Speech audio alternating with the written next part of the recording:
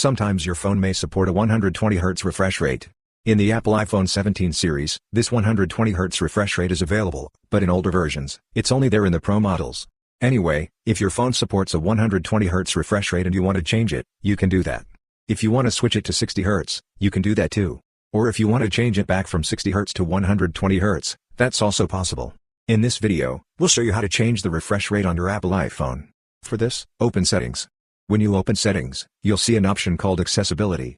Tap on Accessibility, and there you'll find an option called Motion.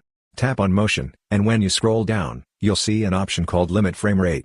Sometimes, it might be turned off. If you want to use your phone at a 120Hz refresh rate, what you need to do is disable that setting. Don't enable it, you need to disable it. But if you only want to use 60Hz and don't want 120Hz, then you need to enable this option. Once you enable it, your phone will work only at 60Hz, and doing this may help save some battery. If you want to save battery, you can go with that. But if you prefer a smoother experience, I'd recommend using the 120Hz refresh rate. Either way, this is how you can easily change the refresh rate on your Apple iPhone. Hope this video was helpful for you. If you found it useful, consider subscribing.